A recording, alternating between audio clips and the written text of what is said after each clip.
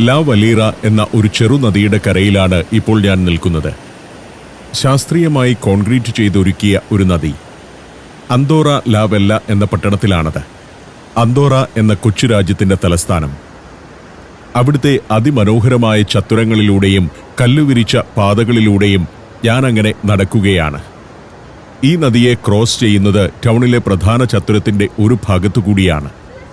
അന്തോറ ലാ വെല്ല പട്ടണത്തിന്റെ പ്രധാന ചത്തുരം. അവിടെ ആളുകൾ കൂടിയിരിക്കുന്നത് ഒരു മഹത്തായ ശില്പത്തിന്റെ ചുവട്ടിലാണ്. ഒരു വമ്പൻ ശില്പം. ഇത് സാൽവദോർ ദാലി എന്ന വിശ്വപ്രസിദ്ധനായ കലാകാരൻ ഉണ്ടാക്കിയ ലാ നോബ്ലെസെ ഡു ടെംസ് എന്ന ശില്പമാണ്. സ്പാനിഷ് സർ റിയലിസ്റ്റിക് കലാകാരനായ സാൽവദോർ ദാലിയുടെ മെൽറ്റിംഗ് ക്ലോക്സ് അഥവാ ഉരുകുന്ന ഘടികാരങ്ങൾ എന്ന ആശയം വിഖ്യാതമാണ്. അതേ ആശയത്തിലാണ് അദ്ദേഹം ഈ വെങ്കല ശില്പമുണ്ടാക്കിയത്. ലാ നോബ്ലെസെ ഡു ടെംസ് അഥവാ സമയത്തിന്റെ കുലീനത എന്ന പേര് ദാലി തന്നെ ഇട്ടതാണ്. 1989 സാൽവദോർ ദാലി മരിച്ചത്. അദ്ദേഹത്തിന്റെ ഏജന്റായിരുന്ന എൻറിക് സബറ്റർ 1999 ഇത് അന്തോറ ഗവൺമെന്റിന് സമ്മാനിക്കുകയായിരുന്നു. 4.9 മീറ്റർ ഉയരവും 1400 കിലോഗ്രാം ഭാരവുമുള്ള ശില്പമാണ്. അതിമനോഹരമായ കൊച്ചു രാജ്യമാണ് അന്തോറ. ഒരു പർവ്വത രാജ്യം. അന്തോറ ലാ വെല്ലയാണ് രാജ്യത്തെ പ്രധാന പട്ടണം. ഒരു കൊച്ചു പട്ടണമാണിത്. നടന്നു തീർക്കാവുന്നതേയുള്ളൂ. പ്ലാസ ദെ ലാ റോട്ടണ്ട എന്നാണ് ഈ ചത്തുരം അറിയപ്പെടുന്നത്. പട്ടണത്തിന്റെ ഹൃദയഭാഗത്തെ ഏറ്റവും പ്രധാനപ്പെട്ട പൊതുചത്തുരം ഇതാണ്. വലീറ നദിയുടെ മുകളിലാണ് ചത്തുരം ഒരുക്കിയിരിക്കുന്നത് എന്നതാണ് പ്രധാന കാര്യം. ഇവിടുത്തെ മെരിറ്റ്സൽ അവന്യൂ എന്ന അവന്യൂവിലൂടെയാണ് ഞാൻ നടക്കുന്നത്. ആളുകൾ നടക്കുന്നു, വിശ്രമിക്കുന്നു, കഥ പറഞ്ഞിരിക്കുന്നു, ഷോപ്പിംഗ് നടത്തുന്നു, ഭക്ഷണം കഴിക്കുന്നു. ഇതെല്ലാം ഷോപ്പിംഗ് സ്ട്രീറ്റുകളാണ്. സമ്പന്നർക്ക് മാത്രമേ ഇവിടെ നിന്ന് എന്തെങ്കിലും വാങ്ങാൻ പറ്റുകയുള്ളൂ. ഷോപ്പിംഗും ടൂറിസവുമാണ് അന്തോറയുടെ പ്രധാന വരുമാന മാർഗങ്ങൾ. സ്കീയിങ്ങിനായി ധാരാളം ആളുകൾ ഇവിടേക്കെത്തുന്നു. പർവ്വതമുകളിൽ സ്കീ റിസോർട്ടുകൾ നിരവധിയുണ്ട്. ഒരു സ്കീ റിസോർട്ടിൽ പോയിട്ടാണ് ഞാനും തോമസ് ജോസഫും ഇവിടേക്ക് വന്നിരിക്കുന്നതും. വൈകുന്നേരം ആകുമ്പോഴേക്കും വേറൊരു വൈബാണ് നഗരത്തിന്. ലൈറ്റുകൾ തെളിയും, ആളുകൾ വഴിയിലേക്കിറങ്ങും. ഇതെല്ലാം ടൂറിസ്റ്റുകളാണ്. നായ്ക്കളുമായി വരുന്നു ചിലർ. അവയുടെ ഉടമകൾക്കറിയാം ഇവർക്ക് ചെറിയ പ്രണയമുണ്ടെന്ന്. അതിനായി കുറച്ചുനേരം അനുവദിക്കുകയും ചെയ്യുന്നു. തോമസ് കാർ എടുത്തു വന്നു. അപ്പോഴേക്കും നേരം സന്ധ്യയായി. ഈ പ്രദേശം അറിയപ്പെടുന്നത് പാർക്ക് ദെ ലാ മോള എന്നാണ്. വിശ്രമയിടങ്ങളും കുട്ടികളുടെ കളിസ്ഥലങ്ങളും നടപ്പാതകളുമെല്ലാമുള്ള വലിയൊരു പാർക്കാണത്. ഇവിടുത്തെ പ്രശസ്തമായ കാൽഡിയ തെർമൽ സ്പായുടെ സമീപമാണ് പാർക്ക്. അവിടെ ചില പുതിയ നിർമ്മിതികളൊക്കെ ഉയരുന്നത് കാണാം. റെസ്റ്റോറൻറ്റുകളും സ്പാകളുമെല്ലാമുള്ള വലിയൊരു ഏരിയ. 24 മണിക്കൂറും തുറന്നിരിക്കുന്ന ഒരിടമാണ് പാർക്ക് ദെ ലാ മോള. നദിക്ക് മുകളിലൂടെയുള്ള ഒരു പാലം കടന്നു പോവുകയാണ്. ഇനി ഹോട്ടലിലേക്ക് പോകണം. ഇന്ന് രാവിലെ തുടങ്ങിയ ഷൂട്ടാണ്. ഞാൻ ഇനിയും കുറച്ചുനേരം കൂടി ജോലി ചെയ്യാൻ തയ്യാറാണെങ്കിലും തോമസ് മടുത്തിരിക്കുന്നു. കുറേ നേരമായല്ലോ വണ്ടി ഓടിക്കാൻ തുടങ്ങിയിട്ട്. പിന്നെ എൻ്റെ പുറകെ നടക്കുകയും വേണം. സന്ധ്യ മയങ്ങുന്നു. ഈ നേരത്ത് നഗരത്തിന്റെ ഈ പടിഞ്ഞാറ് ഭാഗം കാണാൻ വളരെ രസമാണ്. അസ്തമയ സൂര്യൻ ചക്രവാളം ചുവപ്പിച്ചിരിക്കുന്നു. ഫോണ്ട് ദെ പാരീസ് എന്ന പാലം കടന്നു ചെല്ലുമ്പോൾ വലതുവശത്ത് കാണുന്നതാണ് ഹോട്ടൽ മാജിക്. അതിലാണ് ഞങ്ങൾ ഇന്ന് താമസിക്കുന്നത്. പക്ഷേ അവിടേക്കുള്ള എൻട്രി മറുവശത്തു നിന്നുമാണ്. അതിനാൽ ഞങ്ങൾക്ക് കുറച്ചുകൂടി മുന്നോട്ടു പോയി ഒന്ന് കറങ്ങിത്തിരിഞ്ഞു വരണം. അന്തോറ ലാ വെല്ല പട്ടണത്തിലെ പ്രധാന തെരുവുകളാണ് ഇതെല്ലാം. മനോഹരമായ തെരുവുകളാണ്. രാത്രി ജീവിതമൊക്കെയുള്ള സ്ഥലങ്ങൾ. ഞായറാഴ്ചയുടെ സന്ധ്യ ആയതുകൊണ്ട് അധികം ആളുകൾ വഴിയിലില്ല. എന്നാൽ ശനിയാഴ്ചയും വെള്ളിയാഴ്ചയുമെല്ലാം ഈ സമയത്ത് ഇവിടെയൊക്കെ ജനം നിറഞ്ഞൊഴുകുകയാവും. ടൂറിസ്റ്റുകളുടെയും നാട്ടുകാരുടെയും സജീവ സാന്നിധ്യമുള്ള തെരുവുകളാണ്. 1-2 ദിവസം താമസിക്കാൻ പറ്റിയ സ്കീയിങ് ഉൾപ്പെടെയുള്ള വിനോദങ്ങൾ ആസ്വദിക്കാവുന്ന ഒരു സ്ഥലം. ഞങ്ങൾ ഹോട്ടലിന് മുന്നിൽ എത്തി. Hotel magic. വണ്ടി അകത്ത് പാർക്ക് ചെയ്യാനുള്ള സ്പേസ് ഉണ്ട്. കസ്റ്റമേഴ്സിന്റെ പാർക്കിംഗ് മാത്രമേ ഉള്ളൂ. അവിടെ കൊണ്ടുപോയി ഞങ്ങളും കാർ പാർക്ക് ചെയ്തു. പിന്നെ ഹോട്ടലിന്റെ ഉള്ളിലേക്ക് കയറി. 4 സ്റ്റാർ ഹോട്ടലാണ് മാജിക് അന്തോറ. ഏതാണ്ട് 7,000 രൂപയാണ് ഒരു റൂമിന്റെ വാടക. ഞങ്ങൾക്കായി 2 റൂം ഞാൻ നേരത്തെ തന്നെ ബുക്ക് ചെയ്തിട്ടുണ്ട്. നാട്ടിൽ നിന്നും യാത്ര തിരിക്കും മുൻപ് തന്നെ തോമസ് എൻ്റെ കൂടെ വരുന്ന കാര്യം ഞങ്ങൾ സംസാരിച്ചിരുന്നു. ഇന്ന് രാത്രി ഇവിടെയാണ് താമസിക്കുക എന്നും തോമസിനോട് പറഞ്ഞിരുന്നു. ഞങ്ങൾ മുകളിലേക്ക് കയറി. 5-ാം നിലയിലാണ് മുറി. ധാരാളം ഗസ്റ്റുകൾ വരുന്ന ഒരു ഹോട്ടലാണ്. 101 മുറികളുള്ള നല്ലൊരു ഹോട്ടൽ. കുറച്ചു പഴക്കമുണ്ട്, എങ്കിലും മികച്ച സൗകര്യങ്ങൾ തന്നെ. യൂറോപ്പിലെ ഹോട്ടലുകൾ പഴയതാണെങ്കിലും വൃത്തിയാക്കി ഇട്ടിരിക്കുമല്ലോ. മുറിയിലെത്തി.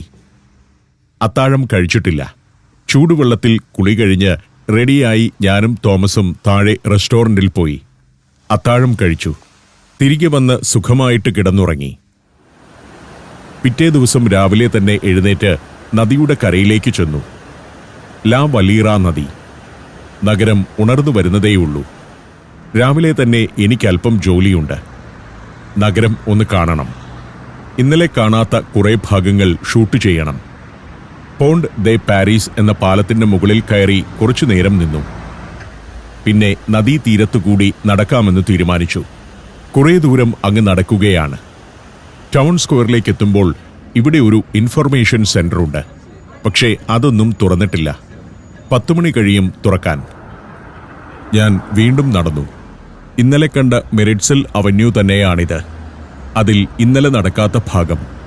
ധാരാളം വൻകിട ഷോപ്പുകളുള്ള സ്ട്രീറ്റ്. ഒരു പള്ളിയുടെ മുന്നിലേക്കെത്തി. സെയിന്റ് എസ്റ്റീവ് ചർച്ചാണിത്. പുരാതനമായ ഒരു പള്ളിയാണ്. വലിയ ചരിത്രമുള്ള പള്ളി. പള്ളിയുടെ ഇടതുഭാഗത്തുകൂടി ഒരു പാതയുണ്ട്. പാലം പോലെയുള്ള ഒരു ഭാഗമാണ്. ചില സ്മാരകങ്ങളും പ്രതിമകളുമൊക്കെ ഇവിടെയുണ്ട്. അവിടെ നിന്നും ഒരു സ്ക്വയറിലേക്കാണ് ചെല്ലുന്നത്. പ്ലാസ ഡെൽ പോബിൾ എന്ന സ്ക്വയർ. ജനങ്ങളുടെ ചത്തുരം എന്നാണ് പ്ലാസ ഡെൽ പോബിൾ എന്ന നാമത്തിന്റെ അർത്ഥം. ഡിസംബർ മാസത്തിൽ അന്തോറയുടെ ക്രിസ്മസ് വിപണി പ്രവർത്തിക്കുക ഇവിടെയാണ്. AND എന്ന അക്ഷരങ്ങളിൽ കുട്ടികൾക്ക് കളിക്കാനുള്ള സ്ലൈഡ്. അന്തോറയുടെ ഷോർട്ട് ഫോം ആണ് AND. ഞാൻ നിൽക്കുന്നത് ഉയർന്ന ഒരു ഭാഗത്താണ്. നഗരഭാഗങ്ങൾ കാണാം. ഈ സ്ക്വയർ കുറേ കെട്ടിടങ്ങളുടെ മേൽത്തട്ടിലാണ്. അന്തോറയുടെ ഗവൺമെന്റ് ബിൽഡിങ്ങുകൾക്ക് മുകളിൽ. അവിടെ നിന്ന് ഒരു പാലം നീണ്ടുകിടക്കുന്നുണ്ട്. പാലത്തിലൂടെ നടന്നു ചെല്ലുന്നത് ഇവിടുത്തെ പുതിയ പാർലമെന്റിന്റെ സമീപത്തേക്കാണ്. ഇതാണ് പാർലമെന്റ്. കല്ലുകെട്ടിയ ഈ മന്ദിരം. അതിൽ തന്നെ മറ്റു പല ഗവൺമെന്റ് ഓഫീസുകളും പ്രവർത്തിക്കുന്നുണ്ട്. ഈ കുഞ്ഞു രാജ്യത്തിനുമുണ്ട് ഒരു പാർലമെന്റ് മന്ദിരം. ഇത്തരത്തിൽ എക്സ്പോസ്ഡ് സ്റ്റോൺ കൊണ്ട് പണിത കെട്ടിടങ്ങൾ എനിക്ക് വലിയ ഇഷ്ടമാണ്. ഞാൻ അടുത്ത കാലത്ത് ഒരു കെട്ടിടം പണിതപ്പോൾ അങ്ങനെയാണ് ഉണ്ടാക്കിയത്. നടന്ന് ഓൾഡ് ടൗണിലേക്കാണ് എത്തുന്നത്. ഓൾഡ് ടൗണിൽ ഓപ്പൺ എയർ റെസ്റ്റോറൻറ്റുകളൊക്കെയുണ്ട്. ഇന്നലെ രാത്രി ആഘോഷമായിരുന്നിരിക്കണം. ഒരു ചരിത്ര നിർമ്മിതിയുടെ മുന്നിലേക്കാണ് നടന്നെത്തിയത്. ഇത് കാണാൻ വേണ്ടി കൂടിയാണ് ഞാൻ വന്നത്. ഓൾഡ് ടൗണിൽ ഇങ്ങനെ ഒരു ചരിത്ര നിർമ്മിതി ഉണ്ടെന്ന് എനിക്കറിയാമായിരുന്നു. ഇത് കാസ ദെ ലാവാൾ എന്ന പഴയ കെട്ടിടമാണ്. 1500കളിൽ പണിത കെട്ടിടം. 1702 മുതൽ 2011 വരെ അന്തോറയുടെ പാർലമെന്റ് മന്ദിരമായിരുന്നു ഇത്. ബുസ്കറ്റ് എന്ന പ്രഭുകുടുംബത്തിന്റെ വസതിയായി 1580-ൽ നിർമ്മിച്ചതാണ് കെട്ടിടം. 18-ാം നൂറ്റാണ്ടിലാണ് ഇത് പൊതു ആവശ്യങ്ങൾക്കായി ഉപയോഗിച്ചു തുടങ്ങിയത്. ലോകത്തെ ഏറ്റവും ചെറിയ പാർലമെന്റായിരുന്നു ഇവിടെ പ്രവർത്തിക്കുന്ന കാലത്ത് അന്തോറയുടെ പാർലമെന്റ്. ഇപ്പോൾ ഇതൊരു മ്യൂസിയവും സാംസ്കാരിക കേന്ദ്രവുമാണ്. കല്ലുകൊണ്ട് പണിത ഒരു കോട്ട പോലുള്ള പഴയ പാർലമെന്റ് ഹൗസ്. അതിന്റെ ശൈലി സ്വീകരിച്ചാണ് പുതിയ പാർലമെന്റ് മന്ദിരവും പണിതിരിക്കുന്നത്. ഇതാണ് പുതിയ പാർലമെന്റ്. അതിന്റെ മുൻഭാഗം. പാർലമെന്റിന് മുന്നിലെ സ്ക്വയറിന്റെ ഒരു വശത്താണ് കാസ ദെ ലാവാൾ. അതിനു മുന്നിൽ നൃത്തം ചെയ്യുന്ന യുവമിഥുനങ്ങളുടെ ഒരു പ്രതിമ. ലാ ഡാൻസ എന്നാണ് ഇതിനു പേര്. അന്തോറയുടെ പരമ്പരാഗത നൃത്തമായ കോൺട്രാപാസ്. ഭരണഘടനാ പരിഷ്കരണത്തിന്റെ സ്മരണയ്ക്കായി 1967-ൽ ജോസഫ് വിലാദോമത്ത് എന്ന ശില്പി നിർമ്മിച്ചതാണിത്. 1866-ലായിരുന്നു അന്തോറയുടെ ചരിത്രത്തിൽ തന്നെ വഴിത്തിരിവുണ്ടാക്കിയ ഭരണഘടനാ പരിഷ്കാരം വന്നത്. തിരികെ നടന്നു. അന്തോറ ലാവല്ലയിലെ ഏറ്റവും ചരിത്രപ്രധാനമായ സ്ഥലമാണ് ഈ ഓൾഡ് ടൗൺ. 13-ാം നൂറ്റാണ്ടിൽ നഗരം സ്ഥാപിതമായ കാലം മുതൽ ഇങ്ങോട്ട് എല്ലാ ദിവസവും സജീവമായിരുന്ന ഇടം. ഇപ്പോൾ ഇവിടുത്തെ ഏറ്റവും വലിയ ടൂറിസ്റ്റ് ആകർഷണം ഓൾഡ് ടൗൺ തന്നെയാണ്. പണ്ട് ആളുകൾ വസിച്ചിരുന്ന കെട്ടിടങ്ങളാണ് ഇവിടെയുള്ളവയിൽ മിക്കതും. അതൊക്കെ ഇപ്പോൾ ടൂറിസത്തിനായി മാറിക്കഴിഞ്ഞു. 1977 സെർഗി മാസ് എന്ന ശില്പി നിർമ്മിച്ച ബാൾ ഡെൽ കോൺട്രാപാസ് എന്ന ശില്പമാണിത്. അന്തോറയുടെ തനത് നൃത്തമായ കോൺട്രാപാസ് അവതരിപ്പിക്കുന്ന ഒരു തനതു സംഘത്തിന്റെ ശില്പം. ഇവിടെ പഴയ ടാപ്പുകളൊക്കെയുണ്ട്. ഇടുങ്ങിയ തെരുവുകളാണ് ഈ ഓൾഡ് ടൗണിലുള്ളത്. അതിനിരുവശവും പല നൂറ്റാണ്ടുകളിൽ പണിത കെട്ടിടങ്ങൾ.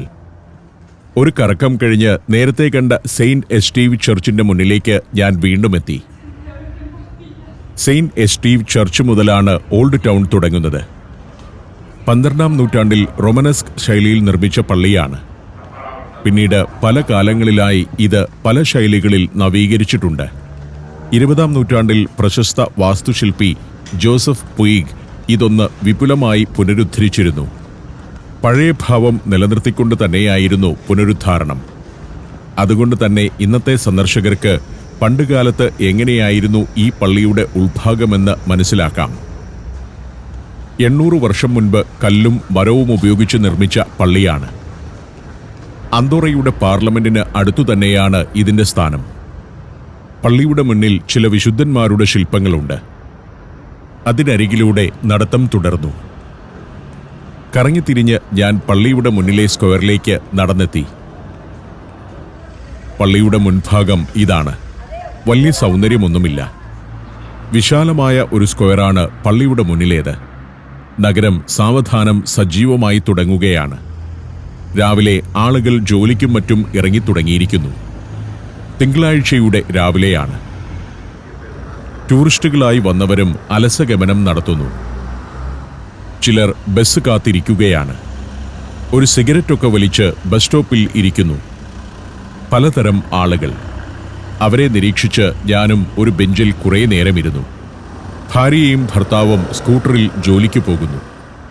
ചുവപ്പും വെള്ളയും നിറമുള്ള ഒരു വണ്ടി വന്നു. ഇതാണ് ഇവിടുത്തെ സിറ്റി ബസ്. അത് സ്റ്റോപ്പിൽ വന്നു നിന്നു. അതിൽ ആളുകൾക്ക് കയറാം. ഇന്നാട്ടുകാർക്ക് ഇതിലെ യാത്ര സൗജന്യമാണ്. AND ബസ് എന്നാൽ അന്തോറ ബസ് എന്നാണ് അർത്ഥമാക്കുന്നത്. ബസ്സുകളാണ് അന്തോറയിലെ പൊതുഗതാഗതത്തിൽ ഏറ്റവും പ്രധാനം. റെയിൽവേയോ മെട്രോയോ ഇല്ലാത്ത രാജ്യമാണിത്. രാജ്യത്തെവിടെയും അന്തോറയിലെ സ്ഥിരതാമസക്കാർക്ക് ബസ് യാത്ര സൗജന്യമാണ്. ടൂറിസ്റ്റുകൾ ബസ്സിൽ ടിക്കറ്റ് എടുക്കണം. വാരാന്ത്യങ്ങളിൽ പുലർച്ചെ വരെ ബസ് സർവീസ് ഉണ്ടായിരിക്കുമെന്നതാണ് ഒരു പ്രത്യേകത. ആളുകൾക്ക് നടക്കാനുള്ള സീബ്ര ലൈനൊക്കെ കളർഫുൾ ആക്കിയിട്ടുണ്ട്. പുതിയ കാലത്തെ ആശയങ്ങളാണ്. ഞാൻ തിരിച്ച് ഹോട്ടലിന് മുന്നിലേക്ക് നടന്നു. Azerbaijan, Indonesia, Tajikistan, Peru. സഞ്ചാരം വോളിയം നമ്പർ 14. ഫുൾ HDയിലുള്ള ഈ അപൂർവ ദൃശ്യയാത്രാ വിവരണ ശേഖരം സ്വന്തമാക്കാൻ 99544422 എന്ന നമ്പറിലേക്ക് സഞ്ചാരം എന്ന് SMS ചെയ്യൂ. അങ്ങനെ വീണ്ടും പ്ലാസ ദേ ലാ റോട്ടണ്ട എന്ന സ്ക്വയറിലേക്ക് എത്തുന്നു. ഇതാണ് അതിൻ്റെ പൂർണ്ണരൂപം. ഇതിൻ്റെ അടിയിലൂടെ നദി ഒഴുകുന്നുണ്ട്. ഇൻഫർമേഷൻ സെന്റർ ഇപ്പോഴും തുറന്നിട്ടില്ല. ഇനി അധികം താമസിക്കേണ്ട എന്ന് തീരുമാനിച്ച് തോമസിനെ വിളിച്ച് കാറുമായി വരാൻ പറഞ്ഞു. ഹോട്ടലിൽ നിന്ന് കാറുമെടുത്ത് തോമസ് വന്നു. അതിൽ കയറി യാത്ര തുടരുകയാണ്. അന്തോറയെ ഉപേക്ഷിക്കുകയാണ് ഇനി. വലതുവശത്ത് പാർലമെന്റ്. അതിനു മുന്നിൽ കുറെ പ്രതിമകളുണ്ട്. ഞങ്ങൾ ഇനി തിരികെ സ്പെയിനിലേക്ക് പോവുകയാണ്. ബാഴ്സലോണയിലേക്ക് മടങ്ങുകയല്ല. ജിറോണ എന്ന സ്പാനിഷ് ചരിത്ര നഗരത്തിലേക്ക് പോകണം. ദീർഘമായ യാത്രയാണ്. ഫ്രാൻസിന്റെ അതിരു ചേർന്ന് കുറേ ദൂരം ഓടണം. സഞ്ചാരത്തിൽ അന്തോറ എന്ന രാജ്യം കൂടി പിന്നിടുകയാണ്. പർവ്വതമുടികൾക്കിടയിലുള്ള മനോഹരമായ ഒരു കൊച്ചു രാജ്യം. ഭംഗിയായി പണിതിരിക്കുന്ന പാലങ്ങളും പാതകളും. ഒറ്റ ദിവസം കൊണ്ട് കണ്ടു തീർക്കാവുന്ന ഒരു രാജ്യമാണ്. ഞാനാകട്ടെ 24 മണിക്കൂർ പോലും ഇവിടെ ചെലവഴിച്ചിട്ടില്ല. പർവ്വതത്തിന്റെ മുകളിലാണ് പല കെട്ടിടങ്ങളും. അതെല്ലാം കണ്ടുകൊണ്ട് ഞാനിരുന്നു. സമ്പന്നമെങ്കിലും ഈ രാജ്യം പല പ്രശ്നങ്ങളും നേരിടുന്നുണ്ട്. ഭൂവിസ്തൃതി കുറവാണ്. പ്രായമായവരുടെ എണ്ണം കൂടുന്നു. ഹൗസിംഗ് വലിയൊരു പ്രശ്നമാണ്. വീടുകൾ കിട്ടാനില്ല. ചെക്ക് പോയിന്റ് കടന്നു. അന്തോറ എന്ന രാജ്യം പിന്നിട്ടു. ഇപ്പോൾ ഞങ്ങൾ സ്പെയിനിലേക്ക് കയറിയിരിക്കുന്നു. ഇനി സ്പെയിനിലൂടെ ദീർഘമായ യാത്രയാണ്. സ്പെയിനിന്റെ വടക്കുഭാഗത്തെ അതിർത്തി ചേർന്നാണ് പോയിക്കൊണ്ടിരിക്കുന്നത്. ഇതെല്ലാം കത്തലോണിയ എന്ന സ്വയംഭരണ പ്രദേശത്തിന്റെ ഭാഗങ്ങളാണ്. ഇവിടുന്ന് ഇനി ഇടത്തോട്ട് തിരിയണം. ഇതൊരു റൗണ്ട് അബൌട്ടാണ്. ഇവിടെ നിന്നാണ് ജിറോണയ്ക്കുള്ള പാത തിരിയുന്നത്. ആ പാതയിലേക്ക് കയറി യാത്ര തുടർന്നു. ഇനി ഏതാണ്ട് 3 മണിക്കൂർ ഓടണം ജിറോണയിലെത്താൻ. അതുകൊണ്ടാണ് രാവിലെ തന്നെ പുറപ്പെട്ടത്. കൃഷിയിടങ്ങളാണ് പാതയുടെ വലതുവശത്ത്. മനോഹരമായ സ്ഥലങ്ങളാണ്. ഇനി കൂടുതലും മലമ്പാതകളിലൂടെയാണ് പോകേണ്ടത്. ചെമ്മരിയാടുകൾ മേയുന്ന മേടുകളും നിരവധി കൃഷിയിടങ്ങളുമെല്ലാം കാണാം. പോകുന്ന വഴിക്കെല്ലാം ശരിക്കുമുള്ള കത്തലാൻ പാരമ്പര്യം പുലരുന്ന പ്രദേശങ്ങളാണ്. കാർഷിക ഗ്രാമങ്ങളാണ് കൂടുതലും. മലമ്പ്രദേശമായതിനാൽ കന്നുകാലി വളർത്തലാണ് ആളുകളുടെ പ്രധാന തൊഴിൽ. ഇവിടെ ഒരു ഗ്രാമം കണ്ടു. അങ്ങോട്ട് വണ്ടി വിട്ടു. ചെറിയൊരു താഴ്വരയിൽ കുറച്ചു വീടുകൾ. ഒരു കൗതുകം കൊണ്ട് അവിടെയൊന്ന് പോകാമെന്ന് തീരുമാനിച്ചതാണ്. ഇവിടെ ഒരു പാലമുണ്ട്. സെഗ്രേ എന്ന നദിക്കു കുറുകെയുള്ള പാലമാണ്. നദിയെ ക്രോസ് ചെയ്ത് പാലത്തിലൂടെ ചെല്ലുമ്പോൾ ഒരു പഴയ കെട്ടിടമുണ്ട് മുന്നിൽ. അതിലൊരു മ്യൂസിയമാണ് പ്രവർത്തിക്കുന്നത്. മ്യൂസിയം മാത്രമല്ല, ആർസെ ഗുയൽ വൂൾ മാനുഫാക്ചറിംഗ് ഫാക്ടറി കൂടിയാണത്. ഇവിടെ ധാരാളം ആട് ഫാമുകളുണ്ട്. ആടുകളെയും പശുക്കളെയും എല്ലാം പാർപ്പിക്കുന്ന കെട്ടിടങ്ങളാണ് ഇവിടെ കാണുന്നവയിൽ പലതും. ഞങ്ങൾ കുറച്ചു മുൻപോട്ട് പോയി തിരികെ വന്നു. മ്യൂസിയത്തിൽ എന്തോ പണി നടക്കുകയാണ്. അതിനാൽ ഇന്ന് പ്രവേശനമില്ല. ആർസെ ഗുയൽ വൂൾ മാനുഫാക്ചറിംഗ് ഫാക്ടറിയും ലോക്കൽ ഹിസ്റ്ററി മ്യൂസിയവുമാണിത്. 1850കളിൽ പ്രവർത്തനം തുടങ്ങിയ ഫാക്ടറിയാണ്. അക്കാലത്ത് ജലശക്തി കൊണ്ടായിരുന്നു ഫാക്ടറിയിലെ യന്ത്രങ്ങൾ പ്രവർത്തിച്ചിരുന്നത്. ഇന്നും പഴയ രീതികളിൽ തന്നെയാണ് ഫാക്ടറിയിൽ കമ്പിളി ഉൽപ്പന്നങ്ങൾ നിർമ്മിക്കുന്നതും. അവിടെ നിന്ന് നൂറ്റാണ്ടുകളുടെ പഴക്കമുള്ള ഇടുങ്ങിയ പാലത്തിലൂടെ മടങ്ങി. മറുകരയിൽ വേറൊരു കെട്ടിടമുണ്ട്. അതിവിടുത്തെ കാസ റൂറൽ കാൽ റോയിഗ് എന്ന ഒരു ഹോം സ്റ്റേയാണ്. Lodging facility. ഇത്തരം സ്ഥലങ്ങളിലൊക്കെ ഹോം സ്റ്റേകളുണ്ട്. മലഞ്ചെരുവിൽ കല്ലുകൊണ്ട് പണിത കെട്ടിടങ്ങൾ. ഒറ്റപ്പെട്ട സ്ഥലമാണെന്ന് തോന്നുമെങ്കിലും ഇവിടെ പല പല സാംസ്കാരിക സ്ഥാപനങ്ങളുണ്ട്. മുന്നിൽ മലഞ്ചെരുവുകളിൽ കാണുന്ന കെട്ടിടങ്ങളിൽ വൈൻ മ്യൂസിയമൊക്കെ പ്രവർത്തിക്കുന്നുണ്ട്. ഒരു മലമ്പാത ഇവിടെ നിന്ന് തുടങ്ങുകയാണ്. അതിലൂടെ കുറച്ചങ്ങ് ചെന്നാൽ വൈൻ മ്യൂസിയത്തിലെത്തും. അങ്ങനെ പല കാഴ്ചകളുണ്ട്. വലിയ തോതിൽ പുൽമേടുകളാണ് മറ്റൊരു കാഴ്ച. ഞങ്ങൾ മാർട്ടിനെറ്റ് എന്ന പട്ടണത്തിലേക്കെത്തി. മോണ്ടല്ല ഇ മാർട്ടിനെറ്റ് എന്നാണ് പൂർണ്ണമായ സ്ഥലനാമം. പിരണീസ് പർവ്വതനിരയുടെ താഴ്വാരത്തെ ഒരു മനോഹര പട്ടണമാണിത്. നൂറ്റാണ്ടുകൾക്ക് മുൻപ് ദീർഘയാത്ര നടത്തുന്ന കച്ചവട സംഘങ്ങളുടെ ഒരു ഇടത്താവളമായിരുന്നു ഇവിടം. അവർക്കുള്ള സത്രങ്ങളും പൊതു ഇടങ്ങളുമെല്ലാം ഇവിടെ ഉണ്ടായിരുന്നു. ഒരു കാലത്ത് 2000-ലധികം ആളുകൾ ഉണ്ടായിരുന്ന മാർട്ടിനെറ്റിൽ ഇപ്പോൾ 600-ൽ താഴെയാണ് ജനസംഖ്യ. ഒരു വീടിന്റെ ചുവട്ടിലൂടെ നിർമ്മിച്ച ടണലിലൂടെയാണ് മാർട്ടിനെറ്റ് പിന്നിടുന്നത്. വീട് പൊളിക്കാതെ അതിനടിയിലൂടെ ഹൈവേ പണിതിരിക്കുന്നു. കർഷക ഭവനങ്ങളാണ് ഇക്കാണുന്നത്. ഫാം ഹൗസുകളും മറ്റും. അത്തരം നിരവധി കെട്ടിടങ്ങൾ പോകുന്ന വഴിക്കെല്ലാം കാണാം. പുൽമേട്ടിൽ പശുക്കൾ വിശ്രമിക്കുന്നു. പശുക്കളെ മാത്രമല്ല, കുതിരകളെയും ആടുകളെയും ചെമ്മരിയാടുകളെയും ഒക്കെ വളർത്തുന്നുണ്ട് ഈ ഗ്രാമങ്ങളിൽ. കുതിരകളെ വളർത്തുന്നത് ഇറച്ചിക്ക് വേണ്ടിയാണ്. ഞങ്ങൾ ബെൽവർദെ സർദാനിയ എന്ന സ്ഥലത്തേക്ക് എത്തി. സർദാനിയ താഴ്വരയിലെ പട്ടണം. 12-ാം നൂറ്റാണ്ട് മുതൽ ജനവാസമുള്ള പ്രദേശമാണിത്. അവിടം പിന്നിട്ട് ഞങ്ങൾ മല കയറി തുടങ്ങി. ഒരു മഞ്ഞുമലയിലേക്ക് എത്തുകയാണ്. പിരണീസ് പർവ്വതത്തിൽ സ്പെയിനിന്റെ ഭാഗത്ത് ഏറ്റവും അധികം സ്കീ റിസോർട്ടുകളുള്ള മേഖല ഇതാണ്. ലാ മൊളീന എന്ന പട്ടണമാണിത്. അവിടെ വണ്ടി നിർത്തിയിറങ്ങി. ലാ മൊളീന ഒരു സ്കീ റിസോർട്ടാണ്. അവിടേക്ക് കയറി ചെന്നു. തിങ്കളാഴ്ചയുടെ രാവിലെയാണെങ്കിലും ഇവിടെയും സ്കീയിങ്ങിന് ധാരാളം ആളുകൾ വന്നിട്ടുണ്ട്. ഇപ്പോൾ യൂറോപ്പിൽ മഞ്ഞു സീസൺ കുറഞ്ഞിരിക്കുന്നു എന്നതാണ് അതിന് കാരണം. ചില മാസങ്ങളിൽ മഞ്ഞുണ്ടെങ്കിലും അതിന്റെ ദൈർഘ്യം കുറഞ്ഞു വരികയാണ്. അതുകൊണ്ട് മഞ്ഞുള്ള സമയത്ത് ആളുകൾ ലീവ് എടുത്ത് സ്കീയിങ്ങിന് വരുന്നു. സ്കീയിങ് വിനോദത്തിൽ കമ്പമുള്ളവർ മഞ്ഞു കുറയും മുൻപ് പരമാവധി ആസ്വദിക്കും. അതുകൊണ്ട് ഇത്തരം റിസോർട്ടുകളിൽ എപ്പോഴും ധാരാളം ആളുകൾ ഉണ്ടാകും. അത് വീക്ക് ഡേ ആണെങ്കിൽ പോലും.